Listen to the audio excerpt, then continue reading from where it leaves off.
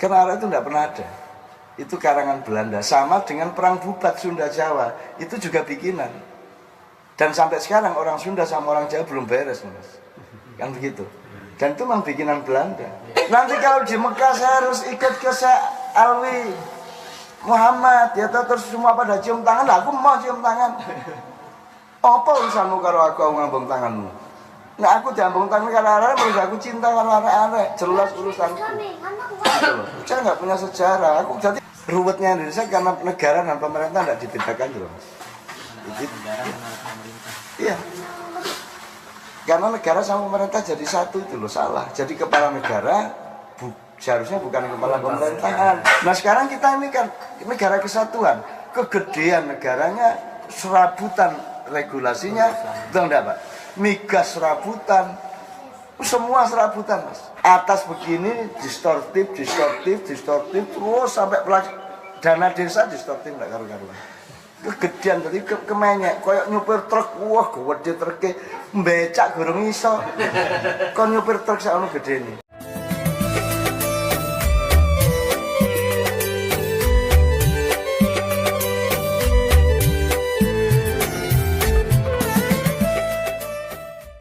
Anda kalau sekolah sebenarnya harus mengerti level. Kalau Anda SD itu tadarus namanya, tadris namanya madrasah. Kalau Anda setelah tadarus Anda mulai taklim. Tafhim itu SMP lah gampangnya gitu. Jadi mafhamah, SMP itu mafhamah, al-madrasah al-mafhamah SMP berapa. Nek SD al-madrasah apa. Terus nanti kalau SMA maklamah, Anda mulai mempelajari sesuatu yang Anda pahami itu. Tidak hanya tahu dan paham daun, tapi mengetahui hal-hal yang lebih detail mengenai daun itu namanya maklamah. Kalau sudah kuliah itu namanya ma'rofah. Anda sudah memperdalam spesialisasi Anda sudah arif, Anda sudah mengarifi segala sesuatu. Itu tingkat ma'rofah. Begitu Anda S2, S3 dan di masyarakat itu sudah makdabah. Jadi orang kalau sudah mulai S2 dia tidak hanya studi seperti adik-adiknya yang akademis, dia sudah mulai empiris, itu enggak? Dia sudah mulai makdabah, sudah mulai menciptakan peradaban. Itu. Nah di pendidikan Islam itu sampai SMA J madrasah. Makanya yang populer itu mahfadhah, hifdzul Quran, apal tok. Ya gak apa-apa ya, seneng-seneng aja, api-api, tapi kita nggak pernah meningkat karena kita tidak pernah ngurusin ilmu benar-benar gitu loh Mas. Makanya dengar kata ini, padahal kata itu sudah dimanipulasi sama politik tuh Mas. Hati iya gak hati-hati, iki sampean gawe khilafah iki aku dadi kerepotan. Loh, sekarang NU ya khalifah, Muhammadiyah ya khalifah, semua ya khalifah. Bahkan tidak hanya semua manusia itu khalifah. Inni ja'ilun fil ardi khalifah. Nah sekarang khalifah itu apa? Khalifah itu ini Mas, kalau ini amami, yamini, yasari, khalfi. Jadi khalifah itu yang berdiri atau yang berjalan di belakang. Namanya khalifah. Di belakang siapa? Di belakang Rasulullah. Jadi Allah, Rasulullah kita. Nah kita ini orang yang berjalan di belakang Rasulullah. Jadi khalifat itu sesudah saya. Jadi Anda antri imigrasi di airport, man khalifati gitu. Siapa yang sesudah saya ngono. Lagi belajar bahasa Arab yo gak gelem, muring-muring ae. Khotbah muring-muring, kok demo muring-muring arek-arek iki ya Allah. Kok mari ngono ana Islam liberal. Islam kok liberal? Islam itu wis liberal. Islam itu artinya liberation, to liberate. Itu aslama yuslimu itu liberate. Kalau Islam liberation, gitu kan. Kalau Islami liberal. Kalau mau pakai bahasa loh. Karena Islam liberal itu berarti PT ayam alas. Wes PT ayam. Ya ada. Ya kayak aku nek di desaku biar ono PT ayam alas rek. Ayam alas itu kan berita dari daerah Melayu bahwa ada ayam yang berasal dari alas atau hutan. Terus masuk ke desa saya, di desa itu yang namanya PT, yang namanya ayam kan PT. Nah itu PT ayam alas, sama dengan damar setrongking. Stroming itu mereknya Petromak. Nah, di desa saya yang namanya Petromak itu Damar. Damar apa rek? Damar Strongking itu maksudnya Petromak. Sama kalau di Jogja, Hondamu apa? Honda saya ya Kawasaki. Kamu langganan KR apa? Saya langganan KR Kompas. Padahal KR itu nama apa? Nah, intelektual aja ikut gitu dong, itu kan orang kampung. Masa orang intelektual ikut gitu khilafah marah. Lu iki neng Hondamu merek apa? Ya, di Indonesia kan gitu. Nyenengke ya. Gitu loh. Jadi teman sekalian menurut saya kita adalah subjek yang bisa merekatkan kembali semua itu dengan kita mulai dengan subuh bareng begini ini wes beres. Apa tuh angele? Emang bedanya NU sama Muhammadiyah apa? Hampir tidak ada loh Mas. Bahkan terbalik Pak ya. Pak sampean lah ide karo Yai Hamid, sampean tahu berguru nang Cak Nur. Cak Nur itu NU. Semua orang menganggap Cak Nur itu bukan NU toh. Cak Nur itu NU, Nur Khalis Masjid. Udah sampean baca surat-suratnya. Saya punya dokumentasinya Cak Nur. Semua orang menyangka dia itu Masyumi, Muhammadiyah. Enggak, Cak Nur itu NU. Jadi para Madinah itu sebenarnya NU dulu. Cuman karena terus pecah sama Cak Nur jadi. Nah, NU Muhammadiyah itu tidak seperti awalnya dulu Pak Asad. Jadi misalnya beduk, aku takon, beduk itu yang melarang, yang membid'atkan siapa? Muhammadiyah apa NU? Beduk. Muhammadiyah. Padahal yang tidak cenderung beduk itu, yang cenderung seneng pakai beduk itu Kiai Haji Ahmad Dahlan. Mbah Hasyim malah tidak suka beduk. Lha kok balik ini. Jadi silang. Banyak yang gitu-gitu. Tidak ada bedanya Mbah Dahlan sama Mbah Hasyim itu tidak ada bedanya. Wong mereka sama-sama sekolah di Arab, sama-sama sekolah di Bangkalan, sama-sama nasab ilmunya dari Mbah Soleh Darat, sama-sama di pesantren Selawe. Ya toh, podo perguruannya podo. Dan saya ada di situ. Gitu ya. Saya ada di seluruh lingkungan itu, bahkan saya yang ikut menata semuanya gitu loh. Saya yang bikin Kabupaten Jombang, saya yang memberesin Tebu Ireng ben aman untuk pesantren. Tebu Ireng itu bukan nama, di situ nama perampok. Ki Tebu Ireng kan gitu. Ya arek-arek gak ero menulis pokoknya Tebu Ireng pesantren. Gak sinau belas arek-arek gitu. Kowe muring-muringan gitu. Ijo Jombang enggak, Jombang itu bukan Ijo Abang, nama bunga Jombang itu. Dan sekarang gini, Indonesia selain Jombang aja deh. Kapan-kapan tak bukain. Ini nggak beres-beres loh ini. Awal 2018 ini bisa kacau loh. Sudah mulai asap nih pul. Yang sudah Anda pikir mati hidup, yang Anda pikir sudah tidak ada. LPKN disebut-sebut ada, tidak terlalu ada. Gitu. Sebenarnya yang tidak Anda juga akan ada itu ada. Apa? Loh, kalau saya kasih tahu berarti Anda menduga.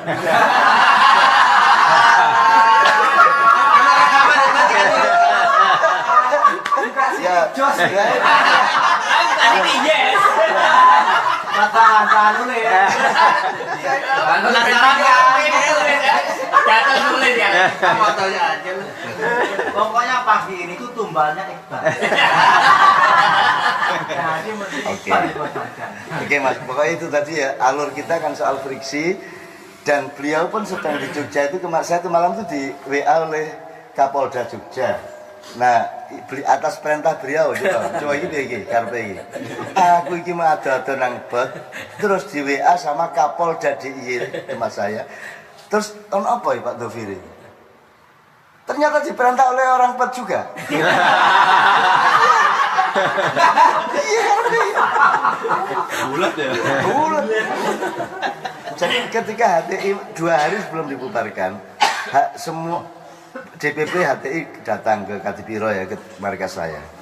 Ini Pak Doviri, loh ini kok Cak Nun menerima. Ada apa? Menerima ini, gitu Pak Doviri. Dia terus dia monitor sana kemari, kontak sana kemari, termasuk ke keraton. Wah kok pada ke Cak Nun ini, gitu. Dia Pak Doviri baru kenal malamnya, jadi dia nunggu sampai pertemuan saya dengan HTI selesai, kemudian saya temui dia di salah satu bangsal keraton, Pak Doviri. Terus saya terima dia jam 12 malam sampai jam 2. Karena HTI-nya pulang sekitar setengah 12. Terus tak temui di keraton itu sampai jam 2. Pak Doviri baru tahu, Pak sampean niku aja bingung nek aku nerima daya sapa-sapa, kadang-kadang dajal ya tak terima. Wis tak terima kok repot sampean, tenang ae. Enggak usah ngawasi saya bilang. Nanti tak awasi genti sampean. Sudahlah, sama saya itu insya Allah sudahlah, semua kompak, semua tidak ada masalah lah. Termasuk laskar-laskar Borobudur kemarin itu tak kumpulin, Mabes tak panggil, semua tak rubah menjadi maslahat seperti yang Anda maksudkan, beres kabeh, tidak ada masalah. Saya sudah tahu siapa yang mau menculik biksu 10, mau menculik orang Buddha 15 dan seterusnya, aku ngerti. Dan itu semua sudah saya sweeping. Saya punya pasukan berlapis-lapis lah. Itu ada yang bagian apa namanya, semua alat produksi demo itu misalnya mikrofon, genset, apa mixer segala itu semua kita pegang. Titik-titik mikot tempat orang masuk dari luar kota. Ya mikot toh, nggak kasih gitu. Pokoknya titik mikotnya di sini. Ya. Arek kok mikot lah iya kon iku nek kate umroh lah titike jelas. Titik masuk ya. Titik masuk.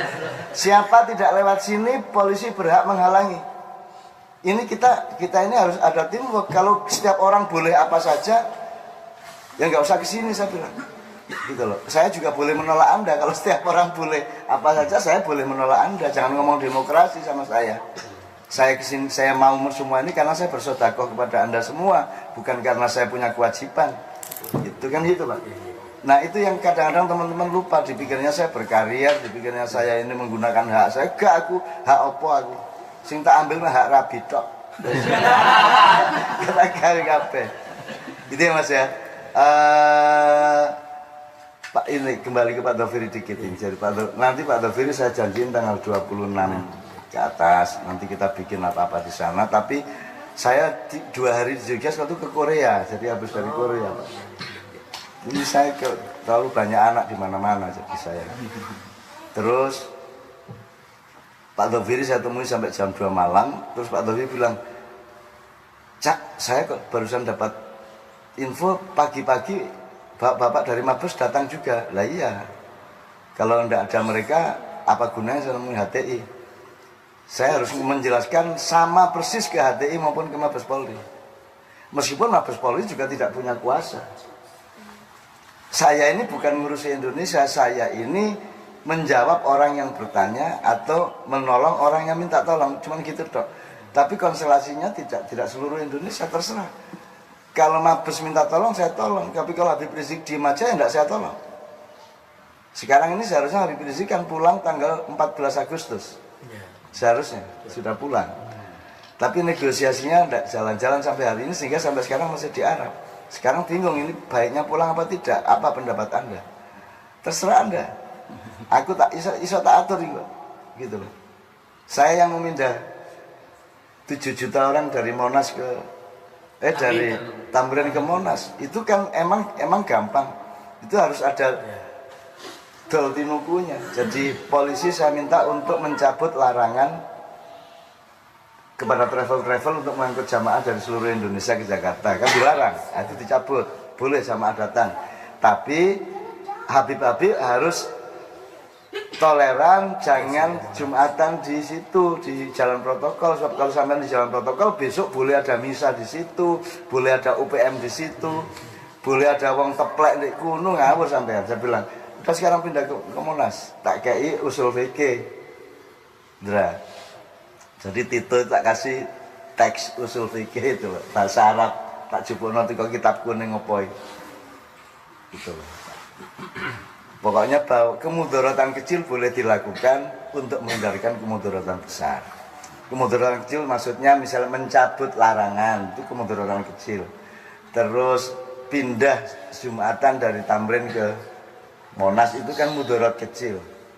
Sebab kalau tidak dicabut, kalau tidak direlakan untuk pindah, nanti akan ada mudarat besar.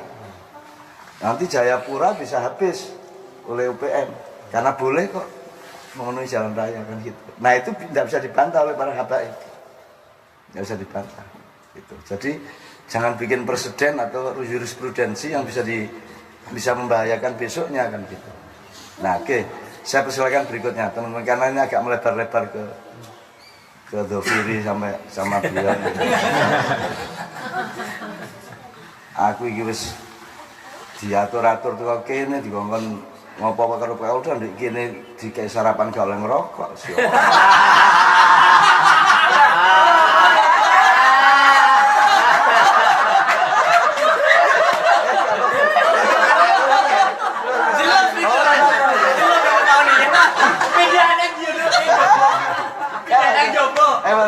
Enggak. Saya itu seneng keindahan. Jadi itu kan kalau kita bikin drama kan harus ada kalimat seperti itu. Itu tidak berarti enggak berarti saya ngomong gitu, itu saya sedang bikin naskah drama. Wis ajane wis. Ya Mas, silakan Mas. Ya. Saya ada concern masalah tadi Cak Nun bilang masalah pendidikan, masalah keilmuan. Ini memang penting. Jadi kita gampang sekali terpancing tanpa ilmu tadi. Terus salah satu yang sekarang ini lagi rame itu masalah sejarah. Gimana sih pengetahuan kita terhadap sejarah kita sendiri itu gimana? Karena saya pernah baca salah satu buku Cak Nun, Selilit Sang Kiai itu, waduh, fenomenal menurut saya itu ya. Jadi penulis ya kayak Felix itu sejarah itu, apalagi dia ngomong masalah Islam itu harus lengkap gitu. Sejarah itu harus lengkap supaya nanti yang disampaikan ke masyarakat itu juga nyampe dan runtut gitu. Jangan sampai sejarah, makanya sekarang PKI itu korban atau jadi bingung gitu loh. Semua pada gampang bingung gitu gara-gara pemahaman terhadap sejarah itu kurang. Gimana menurut Cak? Pak tadi dijemput sama Wahyu. Saya koordinasi sama adik Mbak Fia. Ada. Ya, oke. Enggak, ini kok malah Mbak Fia tanya kalau sudah mau balik ke sana bilang gitu. Berarti belum koordinasi. Oke, saya ngomong tentang sejarah Mas. Ini juga wilayah yang sangat terbengkalai Mas. Paling Blasur nak Jawa nih. So amburadul lah. Jadi pertama secara metodologi amburadul. Konstelasi data-data dan bahan-bahannya amburadul. Terus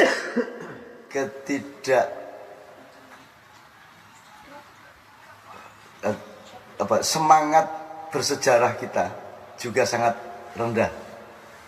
Termasuk para sejarawan itu pokoknya kesel ngerti ini alur yang dia ketahui gitu dong.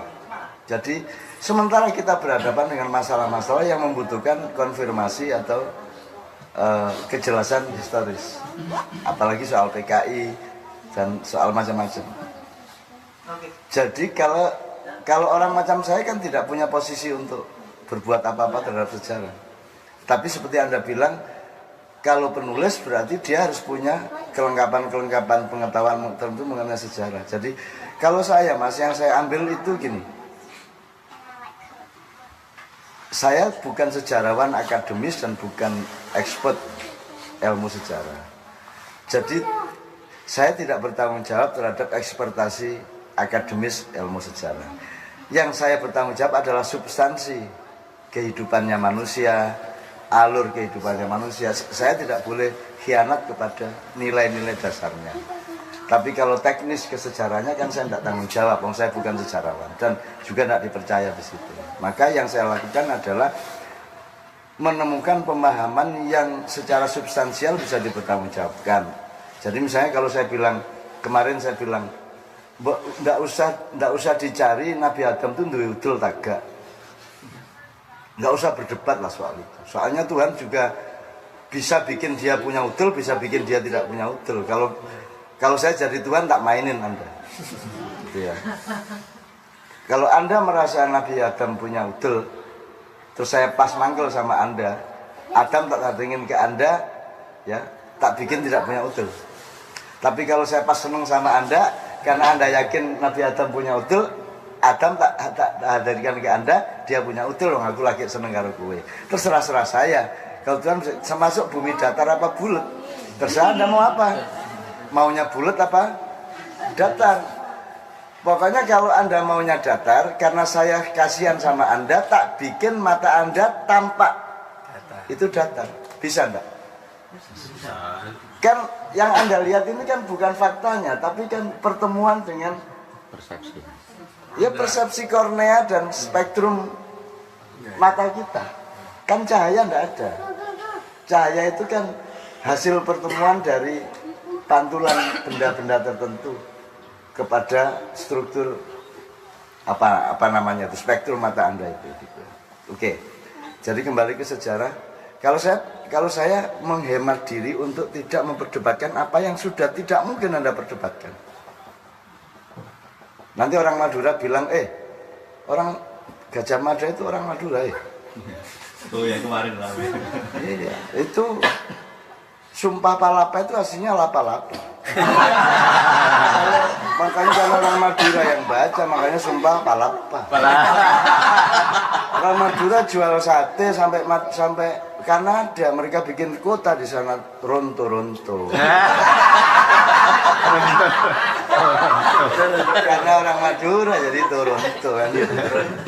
Nah, kita nggak usah berdebat, kita nikmati aja. Wong itu fakta atau tidak kan kita nggak terlalu substansial gitu loh.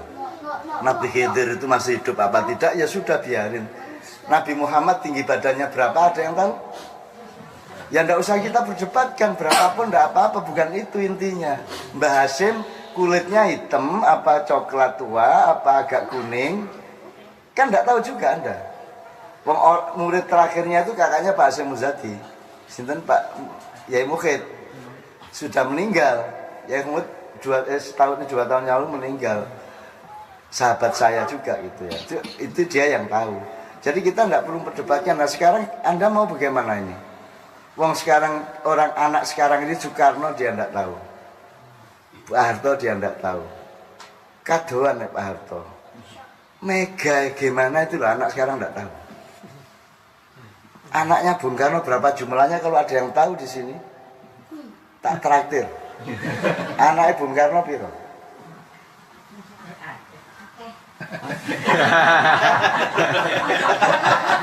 Terakhir Bu, terakhir Bu. Oke, ini saya nggak akan cari angka, saya cari satuan aja. Angka itu puluhan tak ratusan? Ya itu repot deh. Ratusan apa ribuan? Ayo, gimana? Coba Anda perkirakan. Yang namanya banyak itu puluhan apa ratusan apa ribuan? Ayo coba. Kan susah Mas kalau kita berdebatkan. Anda pikir ada nggak sekarang pejabat tinggi yang naik Bung Karno? Ayo, ngerti nggak? Kan kalau itu kita berdebatkan kan bikin konflik nasional lagi. Anda tahu nggak Pak Harto itu anaknya siapa? Anda tahu nggak SBY itu anaknya siapa? Anda bisa nggak pastikan Jokowi itu bapaknya siapa? Bapaknya Jokowi itu siapa? Kan kita nggak tahu semua. Nggak tahu, belas. Gitu loh. Kok ada konstelasi begini. Ini kan keraton yang berebut kekuasaan NKRI kan gitu kan. Ada keraton Bung Karno yang sedang menang gitu kan, ada keraton Soeharto enggak ikut ya. Keraton Soeharto mundur. Keraton SBY, Cekeas, keraton Hambalang. Keraton Haritanu ya, keraton Piti Surabaya ya. Dan seterusnya itu kan keraton. Nah, kita enggak punya bahan Mas masalahnya. Sekarang Kenaro itu ada apa tidak? Terus kadang Mas. Kalau Agus Sunyoto mengatakan Kenaro itu rekayasa Belanda untuk supaya bangsa Indonesia tidak punya kepercayaan diri terhadap masa silamnya.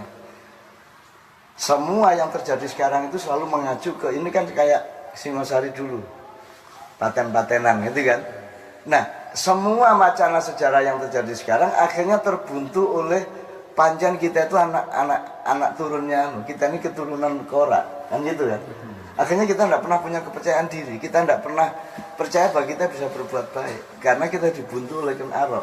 Jadi menurut Agus Sunyoto, ini sejarawan NU Pak Hasan, Karena arek itu tidak pernah ada.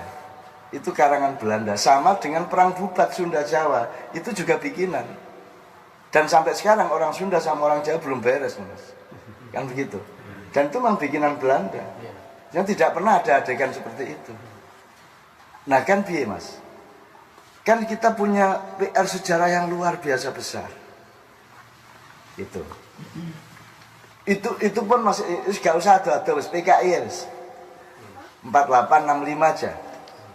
Mbok jangan dibiarkan publik berdebat di jalan, di gardu, di TV, ILC itu lembaga apa? Kamu lembaga negara apa lembaga pemerintah apa lembaga apa? Lembaga TV, Pak. Loh, Lembaga pengadu domba. loh ya makanya. Loh ini kalau negara kan harus ada recovery dari sistem negara dong.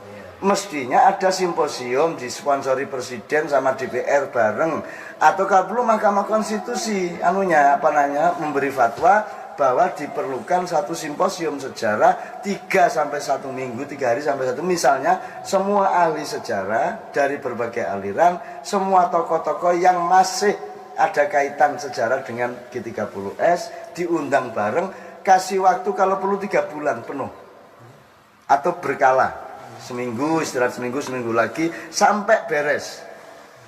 Baru ngomong ke masyarakat. Ki gak mas diculno prul. Wah, wong teman-teman di inti.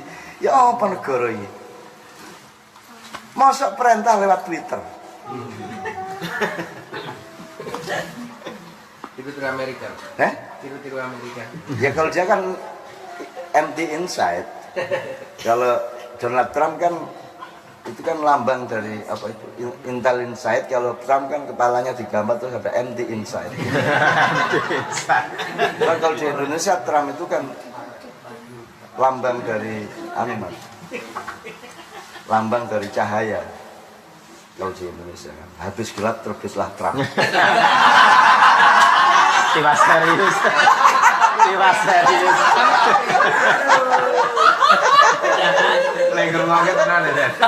Jadi salah satu kenapa kita friksi karena gak bisa guyon loh. Ya tidak bisa guyon. Makanya saya itu tidak pernah, saya itu diajak ke Iran, diajak umroh, diajak haji oleh para habaib. Ya kadang Habib Rizik, kadang yang Syiah. Saya itu sering diajak kemana-mana, Karbala. Aku gak bisa mas, aku khawatir gak guyon loh. Bayang no, aku kudu di pesawat bareng habaib nganggo ngene. Terus aku ngene dhewe iki meneng ngene. Guyon gak wani. Gak iso. Umat. Terus kok tutup. Itu yang penting. Nanti kalau di Mekah saya harus ikut ke Alwi Muhammad ya terus semua pada cium tangan, lah aku mau cium tangan. Apa urusanmu karo aku ngambung tanganmu? Nah aku diambung tangan karo arek, aku cinta karo arek, jelas urusanku. Saya nggak punya sejarah. Jadi aku Ria Mirzad, semua saya diajak semua orang. Sing jenenge umroh nang ndi kunjungan, aku gak wani mas. Kuwatir iki lah sehari-harinya itu. Ya nek sarungan ngene padha karo aku.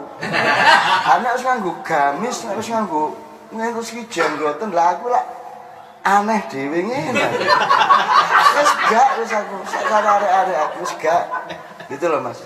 Nah, itu variasi aja dari betapa tidak mudahnya mas kita mengurusi Indonesia sekarang. Maka sejarah itu salah satu PR yang luar biasa berat. Tapi kalau ada kepemimpinan negara sebenarnya kan tetap bisa dijalankan. Yang ada sekarang pemerintahan negara nggak ada. Nah, tolong dalam hal ini khusus tolong pelajari, paling enggak tolong baca bukunya Mas Pipit kata sampai browsing aja. Pemerintah bukanlah negara, nanti keluar bukunya Pipit yang teman kita yang di Jerman. Agak untuk pemahaman awal, kuncinya Indonesia itu soal karena ruwetnya Indonesia karena negara dan pemerintah tidak dibedakan dulu. Iya. Karena negara sama pemerintah jadi satu itu loh, salah. Jadi kepala negara seharusnya bukan kepala pemerintahan. Kepala negara itu Ratu Elizabeth atau Pangeran Charles itu kepala negara. Kalau kepala pemerintahan itu Perdana Menterinya. Hayam Wuruk kepala negara, Gajah Mada kepala pemerintahan. MK itu lembaga negara, KPK lembaga negara, kan gitu seharusnya. Jadi KPK berhak memanggil presiden, presiden tidak berhak memanggil KPK. Sama dengan MK, MK berhak memanggil presiden, presiden tidak berhak memanggil hakim MK. Kan gitu. Sekarang kan kualik, Mas. Masa orang yang dicurigai melantik orang yang akan mencurigai. Itu siapa caranya? Tim yang akan mengawasi saya yang melantik ya nggak berani ngawasi saya. Kan gitu. Karena sistemnya nggak beres ini. Nah, salah satu PR kita itu tadi, menurut saya mau tidak mau kita harus menata kembali konstitusi kita, Mas. PR yang terdekat ya mempertahankan kembali amandemennya Pak Amin itu 2002 itu. Itu nomor satu. Setelah itu baru dipikirkan agak lebih mendasar lagi. Sebaiknya bentuk negara kita bagaimana? Sponsor utama. Sponsor utama. Sebaiknya bentuk negara kita itu bagaimana? Tidak harus federasi, toh? Tidak harus federal, tapi kan boleh dong bentuk bikin bentuk yang khas kita, boleh toh? Oke, republiknya Republik Indonesia, bukan Republik kan boleh juga, atau persemakmuran boleh. Kalau saya kan kalau pakai bahasa kita itu persemakmuran perdikan. Jadi negara persemakmuran perdikan Indonesia. Kalau perdikan itu kita punya konsepnya, Mas.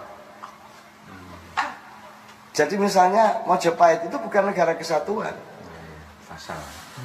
negara persemakmuran. Kalau mereka kumpul selapanan pisan 35 hari sekali untuk mengisap pipa, bukan pipa sih gitu, kendi emas.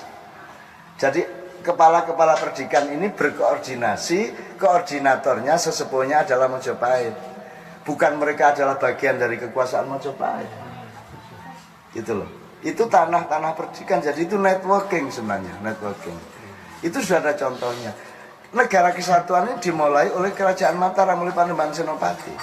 Makanya dia sampai membunuh Ki Ageng Langit itu karena dia konsepnya negara kesatuan.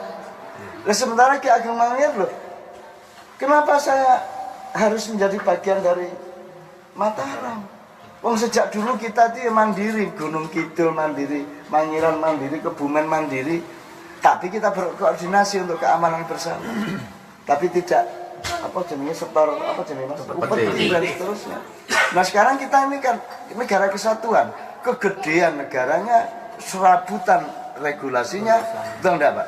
Migas serabutan, semua serabutan, Mas. Rokok tadi serabutan atas begini distortif terus sampai dana desa distortif nggak karuan. Kegedean tadi kemenyek koyok nyupir truk, wah gede truknya becak gorong iso.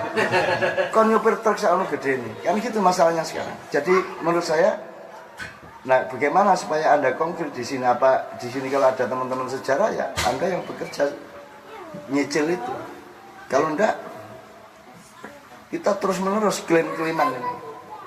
Mungkin ya usul ke pemerintah itu untuk kenapa kok dibiarkan pendapat itu liar kemana-mana gitu? Kenapa enggak? Jadi asumsinya satu memang tidak memahami keharusan kepemimpinannya. Nomor dua memang sengaja dibegitukan.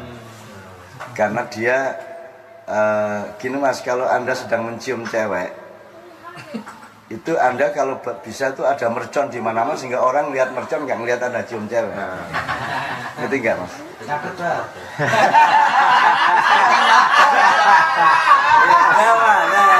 Lumayan buat detik. Royalti. Bisa kamu bahas. Walau alam kita tidak tahu. Masalahnya sekarang tidak ada yang dimandati Mas untuk memimpin negara. Jadi saya kesini ini kan sebenarnya bekal saya itu gini. Saya tuh siapa toh? Saya tuh tidak punya ekspertasi secara ilmu, saya tidak punya mandat secara sosial politik, saya tidak punya saya tidak punya pijakan apa-apa. Saya cuma bersahabat kok ini seduluran gitu toh.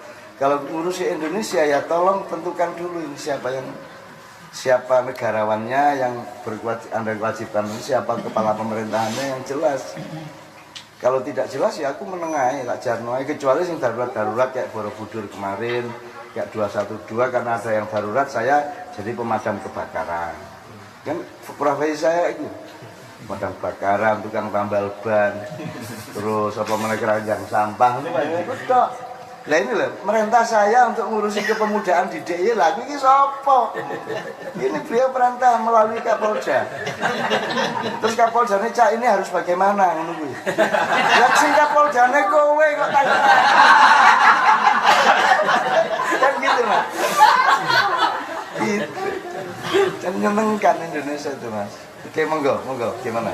Mungkin apakah pemahaman khilafah tadi itu mungkin justru sekarang mungkin sudah tercapai tapi tidak apa orang tidak sadar. Anda ini berkeluarga dengan baik sudah toh, bojo beres, anak beres, sekolah beres, berjuang terus supaya tetap anaknya supaya tetap akidahnya penuh. Ya sudah itu khilafah dalam skala keluarga. Ada khilafah dalam skala organisasi, ada khilafah dalam skala komunitas, dalam semua itu khilafah. Khilafah tidak tunggal. Khilafah itu roh, bukan benda. Nek benda siji, loro, telu. Roh itu bisa berlaku di mana saja. Dirimu kepada dirimu adalah khilafah. Bagaimana Anda memelihara kesehatan Anda, kapan Anda makan, kapan Anda berhenti makan, merokok apa tidak, itu khilafah. Sehingga saya tidak mungkin melanggar khilafah itu. Kalau saya merokok, itu berarti sudah di dalam perhitungan khilafah. Ada kepepet berarti. Udah tanda tanda. Gak. Saya ingin menyiksa. Salah itu. Lagi nggak tujuan aja kita ngobrolnya mana? Kan ini semua yang teriak-teriak itu kan ingin ini terkabul sehingga mereka bisa ikut keluar. Enggak Mas, udah kita selesaikan dulu baru nanti kita. Silakan Mas. Pertanyaan terakhir dari rokok soalnya. Kalau nggak kita break sebentar kita nggak apa-apa. Soalnya jangan pada merokok Keluar lagi. nah, itu kan yang kita tunggu-tunggu. Oh, enggak. Ini juga Anda harus tidak take for granted terhadap anehnya kemauan Allah ya.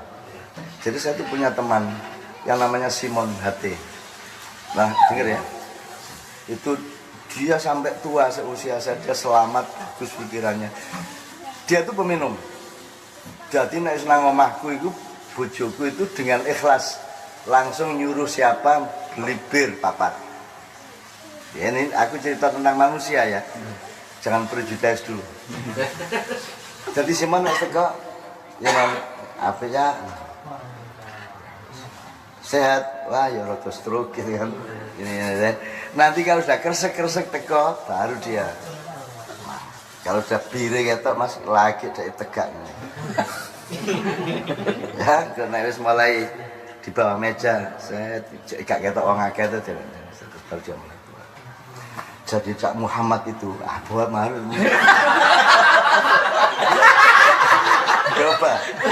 Coba anehnya Allah itu.